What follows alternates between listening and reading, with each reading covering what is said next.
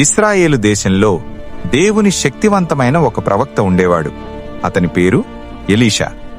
Elisha తన జీవితాంతం ఎన్నో అద్భుతాలు చేసి ప్రజలను దేవుని వైపు తిప్పాడు. కాలం పూర్తయ్యాక ఆయన మరణించాడు. ప్రజలు ఎంతో దుఃఖంతో ఆయనను ఒక గుహలో సమాధి చేశారు. 1 సంవత్సరం గడిచింది. ఆ సమయంలో మోయాబీయుల సైన్యం ఆ ప్రాంతంలో దాడులు చేస్తున్నాయి. ఒకరోజు కొంతమంది ఇశ్రాయేలీయులు ఒక మనిషి శవాన్ని తీసుకుని సమాధి చేయడానికి వెళుతున్నారు.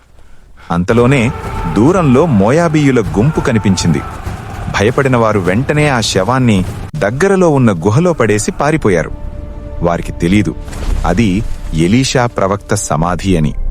ఆ శవం గుహలో పడిపోయి యాదృచ్ఛికంగా ఎలీషా ఎముకలను తాకింది. ఆ క్షణంలోనే ఒక అద్భుతం జరిగింది. మృతదేహం ఒక్కసారిగా కదిలింది. శ్వాస వచ్చింది. ఆ మనిషి బ్రతికి లేచాడు. ఈ సంఘటన ఒక గొప్ప సత్యాన్ని తెలియజేస్తుంది. దేవుని శక్తి మనుష్యుల మరణంతో ఆగిపోదు. దేవుని అభిషేకం, ఆయన సన్నిధి, ఆయన శక్తి కాలానికి అతీతం. ఎలీషా ఇక లేరు, కాని ఆయనలో పనిచేసిన దేవుని శక్తి ఇంకా జీవిస్తోంది. సందేశం: దేవుడు చనిపోయిన ఆశలకు జీవం ఇవ్వగలడు.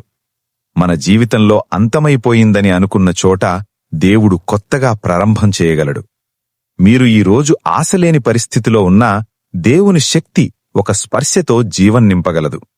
దేవునికి అసాధ్యమైనది ఏదీ లేదు. ఈ సత్యం మన జీవితానికి ఏమి చెబుతోంది? కొన్నిసార్లు మనం కూడా ఆ శవంలా ఉంటాము. బయట బ్రతికే ఉన్నా లోపల ఆశలు చనిపోయుంటాయి. సంబంధాలు విరిగిపోయుంటాయి. స్వప్నాలు కూలిపోయుంటాయి. మనసు ఖాళీగా ఉంటుంది. ఇది ఇక సాధ్యం కాదు అని అనుకునే స్థితి వస్తుంది. కాని గుర్తుంచుకోండి, దేవుని ఒక స్పర్శ చాలు.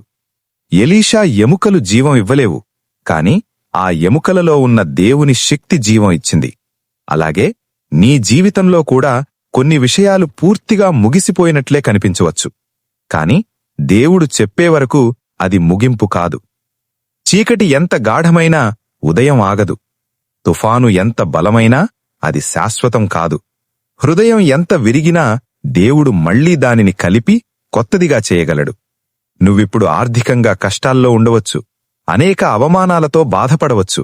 ఆరోగ్య సమస్యలు ఎదుర్కొంటూ ఉండవచ్చు. లేదా ఆత్మీయంగా శూన్యంగా అనిపించవచ్చు. నీ పరిస్థితి అయిపోయిందని పరిస్థితులు చెప్పలేవు. ప్రతి పరిస్థితి దేవుని చేతిలోనే ఉంది. ఆ శవం లేచినట్లే నీ చనిపోయిన కలలు లేవగలవు. నీ విరిగిన మనసు మళ్లీ ఆనందించగలదు. నీ ఓడిపోయిన జీవితానికి దేవుడు విజయం ఇవ్వగలడు. ఈరోజు నీకొక మాట. ఈరోజు నువ్వు ముగిసిపోలేదు. దేవుడింకా నీ కథను రాస్తున్నాడు. నీ జీవితంలో ఒక స్పర్శ, ఒక ప్రార్థన, ఒక విశ్వాసం మరణంలాంటి పరిస్థితిని కూడా జీవంగా మార్చగలదు. దేవుని శక్తి నీ జీవితంలో పనిచేయబోతోంది. ఆశను వదలకు. నువ్వు మళ్లీ లేస్తావు. నువ్వు నమ్మినట్లయితే నాతో కలిసి ప్రార్థించండి.